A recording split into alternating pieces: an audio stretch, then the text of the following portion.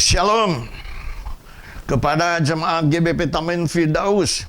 Shalom untuk Alena Tennis Group yang ada di Bandung. Shalom untuk teman-temanku yang ada di manapun juga yang saat ini sedang menonton mengenai sharing firman Tuhan ini. Pada hari ini saya akan sharing firman Tuhan mengenai rahasia untuk masuk di dalam surga, di dalam kerajaan surga. Bagaimana kita bisa masuk di dalam kerajaan surga? Kita akan melihat di Matius 25 ayat 1 sampai 13 mengenai 10 gadis, perumpamaan 10 gadis yang akan masuk ke dalam surga. Ada 5 gadis yang bijaksana dan 5 gadis yang bodoh. Bagaimana yang bijaksana, bagaimana yang bodoh ini? Begini, ada kebiasaan di orang-orang Yahudi untuk suatu perkawinan. Mereka ada yang mengiringi. Dari pihak pengantin laki-laki ada pengiring laki-laki. Dari pihak pengantin perempuan ada pengiring perempuan-perempuan. Mereka adalah orang-orang yang pilihannya. Mereka yang masih muda, mereka yang masih perawan, mereka yang masih perjaka, mereka yang hidup kudus. Itu yang menandakan bahwa mereka adalah jemaat di satu gereja. Melambangkan jemaat di satu gereja yang hidup benar, hidup kudus, hidup takut akan Tuhan. Dipilihlah. Kenapa 10 yang dipilihnya? Kebiasaan di orang Yahudi dan orang Scott bahwa 10 itu adalah angka yang sempurna, saudara. Maka dipilih 10 orang gadis. Tapi di 10 orang gadis itu ada yang 5 bijaksana, ada yang 5 yang bodoh. Yang bijaksana dengan yang bodoh perbedaannya lah. Mereka semuanya sama-sama membawa pelita. Pelita ini mereka bawa. Yang bijaksana membawa 5 pelita. Yang bodoh juga membawa 5 pelita. Perbedaannya adalah yang bijaksana membawa pelita tetapi dengan membawa buli-buli untuk ekstra, untuk cadangan. Tetapi yang bodoh tidak membawa buli-buli dan tidak membawa cadangan. Itu perbedaannya. Bahwa yang bijaksana memikirkan ke depannya. Tapi yang bodoh, mereka sudah puas dengan apa adanya. Bagaimana disebutkan bijaksana? Disebutkan bijaksana demikian. Siapa yang bijaksana itu? Yaitu orang yang oleh tuannya diangkat atasi orang-orangnya untuk memberi makan.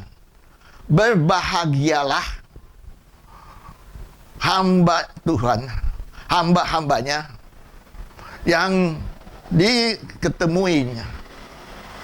Waktu tuannya datang, dia sedang bekerja, sedang melakukan tugas. Maka itu berbahagialah yang diketemui bahwa mereka yang sedang melakukan tugasnya, tidak seperti yang bodoh melakukan tugas mereka ketika tuannya datang. Itulah yang bijaksana. Di Matius 7 ayat 24 mengatakan, siapa saja orangnya yang mendengar perkataanku dan melakukan, dia adalah sama seperti orang bijaksana yang membangun rumah di atas batu. Itulah orang yang bijaksana. Saya telah memberitahukan bahwa orang bijaksana itu adalah orang yang cerdas, yang pintar, yang pandai, yang menggunakan otaknya cermat dan tidak emosi untuk menghadapi masalah dan juga memecahkan masalah. Itulah orang yang bijak. Jadi pengantin ini akan disongsong oleh 10 gadis Jadi, biasanya pengantin pria dengan pendamping-pendampingnya akan datang ke rumah pengantin perempuannya. Dan pengantin perempuannya akan menyambut pengantin wanita ini di pinggir jalan dan membawa pelita itu dinyalakan. Itulah tradisi dari mereka waktu itu. Dan saat ini 10 orang itu sudah siap-siap untuk menyambut menyongsong dari mempelai laki-laki. Ditunggu-tunggu. Saudara, nunggu itu tidak enak, saudara. Saudara bisa menunggu sejam, 2 jam. Mereka tradisinya adalah harinya telah ditentukan, tetapi waktunya tidak ditentukan. Bisa pagi, bisa siang, bisa malam, saudara. Jadi mereka nunggu. Ternyata tuannya tidak datang, saudara. Masih belum datang. Matius 24 ayat 49 begini. Tuan-tuan mereka ditunggu-tunggu belum datang-datang juga. Maka ia melakukan pemukulan kepada hamba yang lain. Dan dia minum, makan, dan dengan pemabok-pemabok, saudara. Apa yang kita lakukan waktu kita nunggu? Apa yang kita lakukan? Kita bisa frustasi. Kita bisa melakukan hal-hal yang tidak kita ingini di luar penguasaan kita. Kita bisa marah-marah. Kita bisa maki-maki orang yang ada di sekitar kita. Menunggu, saudara. Itu tidak gampang, saudara. Tetapi yang bijaksana, dia pun sama menunggu. Sampai bagaimana? Sampai mereka tertidur, saudara. Mereka tertidur. 10-10-nya tertidur. Cuman ingat, dari 1 Tesalonika 5 ayat 2 mengatakan, janganlah kamu tidur seperti orang lain, tetapi berjaga-jagalah dan sadarlah. Itu orang bijaksana. Walaupun tidur, dia masih berjaga-jaga dan sadar. Tapi yang bodoh, tidur ya tidur saja, saudara. Jadi, kalau diumpamakan di tentara itu, besok latihan jam 5. Yang bijaksana itu sudah menyiapkan bajunya, dipakai waktu malam. Waktu pagi tinggal bangun langsung melakukan panggilan itu. Itu orang yang bijaksana.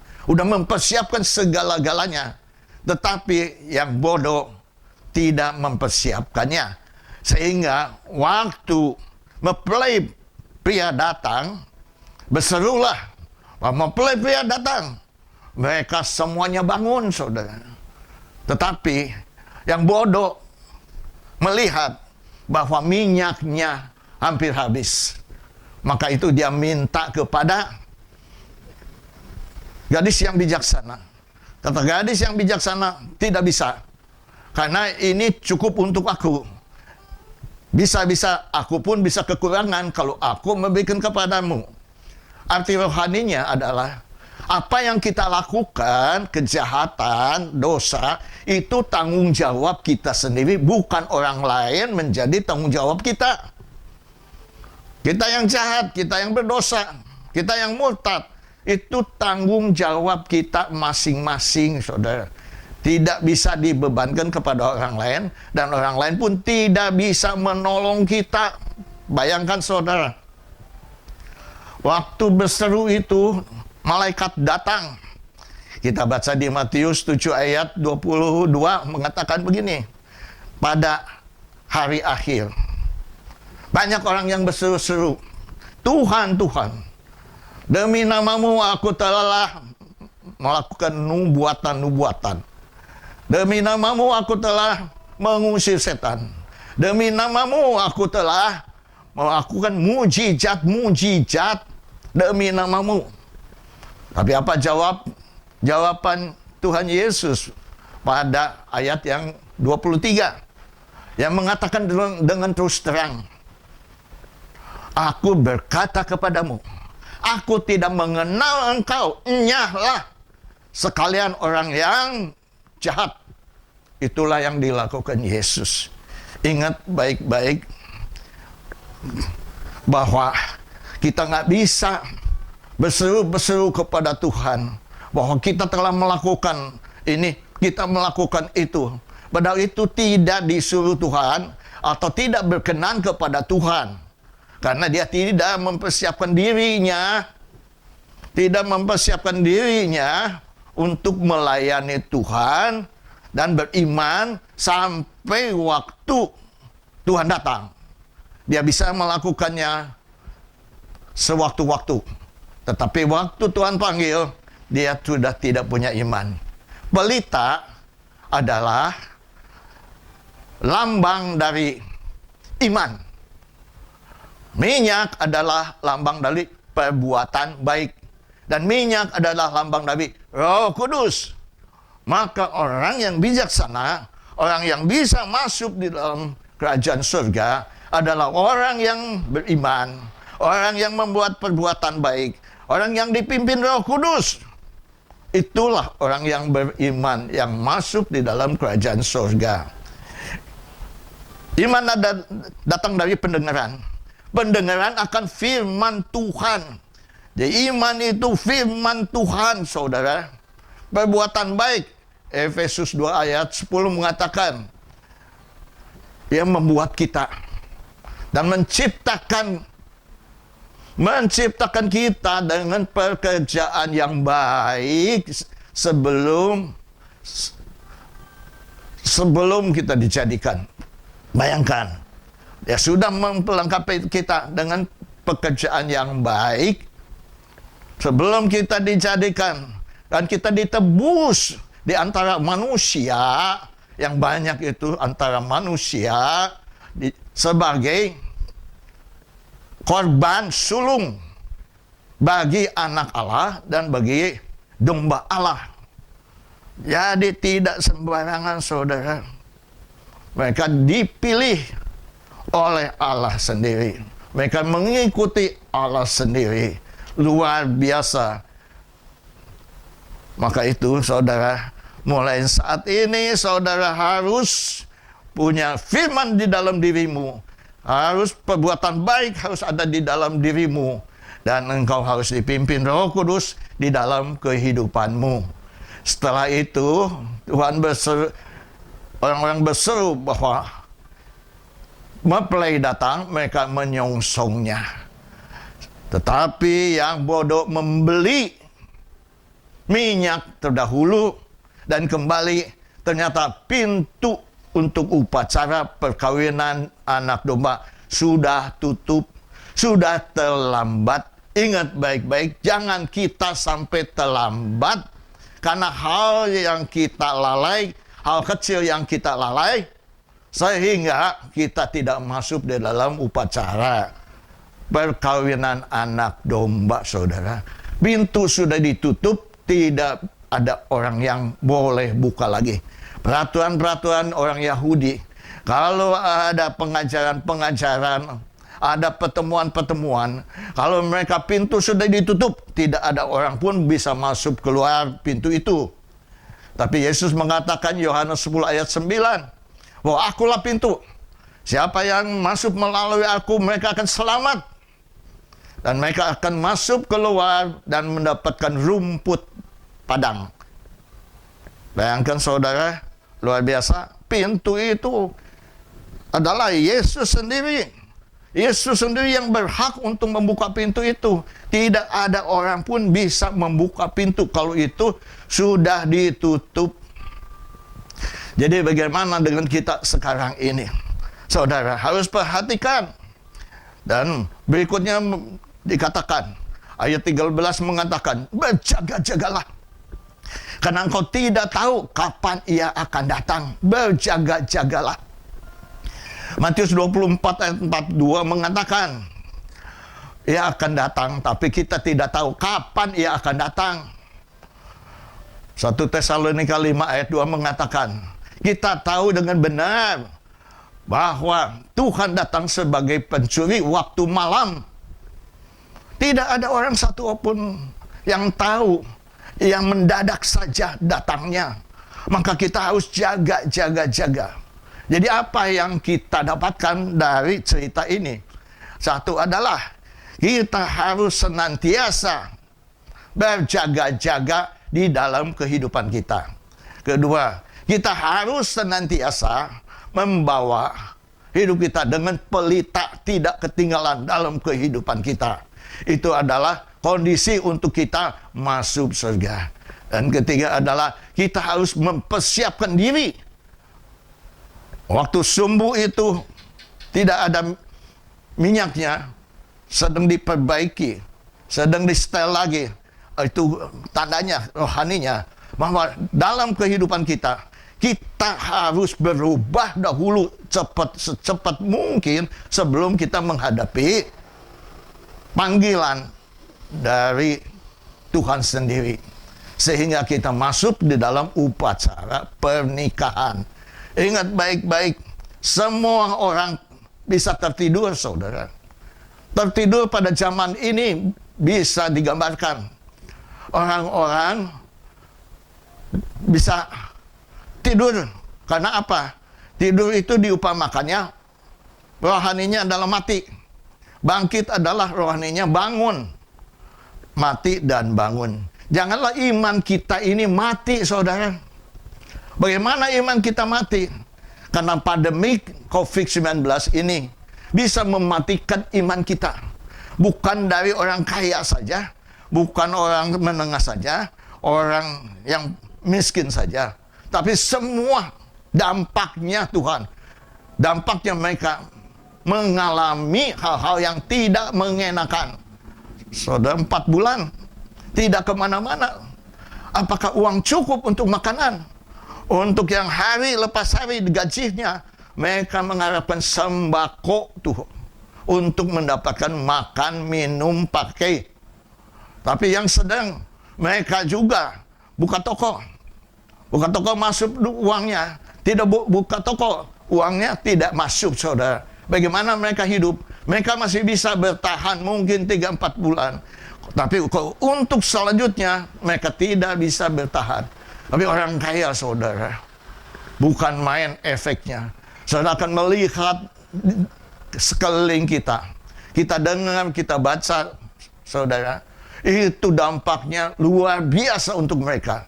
Waktu mereka kaya, mereka tidak memikirkan bahwa hidup itu akan susah. Tetapi dunia ini berputar. Semua orang pun tidak memperkirakan ini COVID-19 ini berdampak seluruh dunia, saudara, dampaknya. Yang kaya pun sekarang bangkrut, saudara. Satu-satu bangkrut. Di Amerika, saudara, saya mendengar ada perusahaan yang tutup.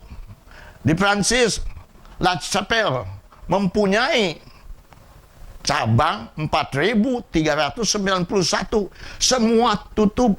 Di Swiss, Rolex tutup. Produksinya tutup. Patek Philippe, produksinya tutup. Nike yang luar biasa, sepatu Nike yang luar biasa, saudara, sudah tutup, sedang menyiapkan PHK yang kedua. Sejumlah 23 miliar US dollar. Starbucks 400 cabang-cabangnya tutup. Bayangkan, saudara, kalau mereka bukan orang Kristen, saya percaya mereka bisa bunuh diri, saudara.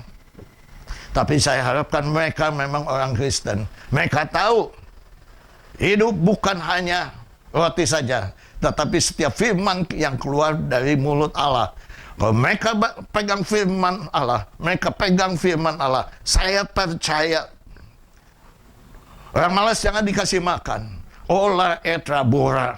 Maka waktu pandemik ini, anak-anak Tuhan tidak dapat pekerjaan, tinggal di rumah.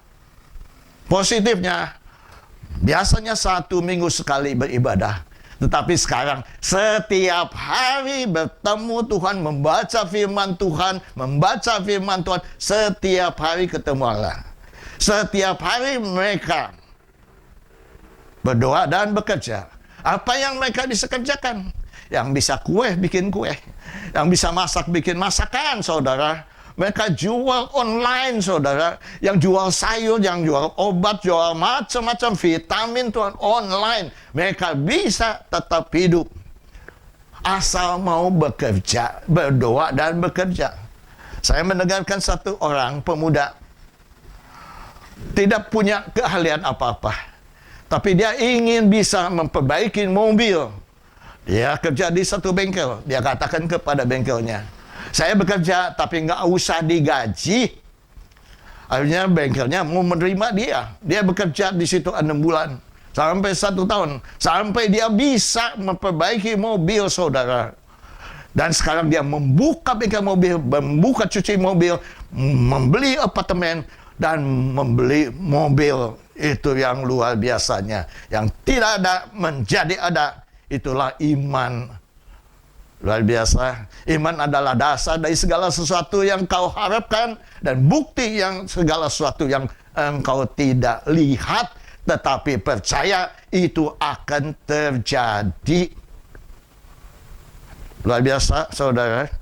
Maka syaratnya untuk masuk ke surga adalah iman. Yaitu firman Tuhan yang kita pegang itu. Yang luar biasa. Kedua, ada perbuatan baik yang bisa diperlihatkan kepada orang. Matius 5 ayat 16 mengatakan, mereka akan melihat perbuatan-perbuatan baikmu dan mereka memuliakan Allah. Luar biasa, saudara. Ketiga adalah pimpinan Roh Kudus. Hanya pimpinan Roh Kudus. Roh Kudus yang akan mengingatkan engkau, memberitahukan engkau, menasihati engkau apa yang dikatakan oleh Tuhan kepadamu. Yohanes 14 ayat 26. Itu yang luar biasa, saudara. Maka jadilah orang-orang yang bijaksana, yang selalu membawa pelita. Karena itulah engkau akan masuk di dalam kerajaan surga. Itu rahasianya. Kalau engkau memegangnya terus, bagaimana engkau supaya tetap memegangnya dari sekarang sampai selama-lamanya? Maka itu harus 2 Petrus 1 ayat 4 sampai 8. Ayat 5 mengatakan demikian. Dengan sungguh-sungguh engkau menambahkan kepada iman itu kebajikan. Kepada kebajikan adalah pengetahuan. Kepada pengetahuan penguasaan diri. Kepada penguasaan diri adalah ketekunan. Kepada ketekunan adalah kesalehan. Kepada kesalehan kasih akan sesamamu. Setelah itu kasih kepada semua orang. Kalau itu kita bisa melakukan dengan berlimpah-limpah, saudara tahu, engkau akan menjadikan giat dan rajin untuk pengenalan akan Tuhan kita, Yesus Kristus. Luar biasa nggak? Luar biasa. Mulai saat ini pegang teguh pelita dalam kehidupan kita. Karena itu iman kita tingkatkan selama kita hidup. Ada satu kisah nyata ini. Karena ditulis perlu di-sharekan. Saya akan sharekan soal ini. Ada seorang anak, sekolahnya luar biasa, pintarnya luar biasa. Setelah dia selesai SMA, dia masuk ke Universitas IIT Madras. Di situ dia juga dapat nilai tertinggi. Dia masuk ke California University, saudara, untuk mengambil Master Business of Administration. Apa itu? MBA. Dan dia juga dapat nilai yang baik. Waktu keluar, dia dapat pekerjaan yang bagus, saudara. Gaji yang besar, saudara. Sukacita yang luar biasa. Dia ketemu satu orang perempuan cantik dari Tamil dan dia menikah. Dia beli satu rumah yang 5 kamarnya. Dia beli mobil mewah, mungkin Lamborghini seperti itu. Dan udah dia menikah, punya anak. Tetapi 2-3 bulan yang lalu ada kedengaran, ada berita bahwa dia menembak istri dan anak-anaknya dan meninggal dunia. Institut Psikologi di California menyelidiki apa sih sebabnya orang yang sukses demikian kok mau bunuh diri. Setelah mereka berbincang-bincang dengan teman-temannya, berbincang-bincang dengan keluarganya, ternyata bahwa karena krisis ekonomi di Amerika, dia itu di PHK. Dia tidak dapat pekerjaan. Dan dia nganggur, saudara. Uang yang banyak dipakai untuk hari-hari. Sampai-sampai dia tidak bisa bayar untuk cicilan rumah. Akhirnya rumahnya dijual. Dan mobilnya dijual. Dan dia mencari pekerjaan yang gajinya lebih rendah dari yang terdahulu. Tapi dia tidak dapat pekerjaan apa-apa, saudara. Akhirnya dia memutuskan dengan istrinya bahwa lebih baik bunuh diri saja. Maka itu dia tembak anak-anaknya, dia tembak istrinya, dan tembak dia sendiri. Bayangkan saudara, di luar Kristus saudara, ada kematian karena kegagalan. Tetapi firman Tuhan mengajarkan kita kegagalan-kegagalan, pencobaan-pencobaan. Supaya apa? Supaya kita kuat, saudara. Luar biasa nggak firman Tuhan? Supaya kita kuat. Dalam situasi, kondisi apapun juga, kita kuat. Saudara masih ingat Ciputra yang luar biasa? Pada tahun itu, US dollar jadi 17.000. Dan dia punya hutang US dollar. Dan dia katakan sampai anak cucu cicit pun tidak akan bisa bayar. Tapi untung saudara, Tuhan buka jalan ke dia. Dia ketemu dengan satu pendeta saudara. Dan pendeta itu menginjili dan dia terima Tuhan Yesus sebagai juru selamat satu-satunya dalam kehidupannya. Sampai-sampai pendeta ini pun memakai nama marga Ciputra, saudara. Bayangkan? Dan Ciputra bangkit lagi. Sampai saat ini Ciputra masih eksis walaupun orangnya setelah meninggal dunia. Tapi perusahaannya masih eksis, saudara. Luar biasa nggak? Firman Tuhan yang membuat kita kuat, saudara. Kita tidak tahu kapan Tuhan Yesus datang. Tapi ingat, jangan kita terledor karena hal-hal yang kecil. Iman kita mati karena hal-hal kecil. Permintaan kita, doa-doa kita tidak dikabulkan. Kita sudah mengundurkan diri. Setia, setialah. Setia sampai mati. Tekunlah, tekunlah sampai mati, saudara. Sehingga kalau melihat kesetiaanmu pantas dengan imbalan. Masuk ke dalam surga bersama-sama Tuhan selama-lamanya, saudara. Itu yang luar biasa. Maka itu rahasia firman Tuhan adalah jadi orang bijaksana yang membawa pelita dan dia akan masuk surga bersama-sama Tuhan. Terima kasih, Tuhan memberkati. Saya akan nyanyikan satu lagu. Firman-Mu adalah pelita bagi kakiku. Firman-Mu pelita bagi kakiku, terang bagi jalanku. Firman-Mu pelita bagi kakiku, terang bagi jalanku. Takkan kutukar dan hilang jalanku, tetaplah Kau di sisiku. Tak akan ku takut akan Al-Qadmu besertaku selamanya. Firman-Mu pelita bagi kakiku, terang bagi jalanku. Firman-Mu pelita bagi kakiku, terang bagi jalanku. Terang bagi jalanku. Terang bagi jalanku. Kita berdoa.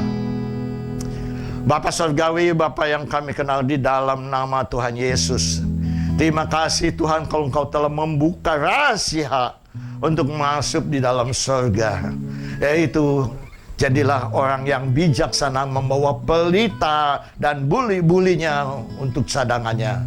Sehingga kami akan melihat Tuhan sukacita yang datang daripada Engkau, karena mereka masuk ke surga menghadiri upacara perkawinan anak domba dalam nama Tuhan Yesus Kristus. Kami mencarikan firman Tuhan dalam sanubari kami, firman Tuhan yang akan berakar, bertumbuh dan berbuah di dalam kehidupan kami. Dalam nama Tuhan Yesus, saya telah berdoa dan ucapkan syukur. Saya ingin berdoa untuk bapak-bapak, ibu-ibu, saudara-saudari kekasih dalam Kristus yang sedang nonton ini. Saya ingin berdoa. Taruhlah kedua belah tanganmu di dadamu. Bapa Surgawi, Bapa yang kami kenal di dalam nama Tuhan Yesus Kristus, kami percaya Engkau mengetahui masalah, tantangan, pergumulan di dalam kehidupan anak-anak-Mu. Ada yang kena COVID-19. Kami percaya Tuhan, kalau mereka pegang firman Tuhan di dalam kehidupannya, dalam nama Tuhan Yesus, mereka tertolong dan mereka sembuh. Bila menyembuhkan dengan sempurna, jadilah sembuh, jadilah tahir.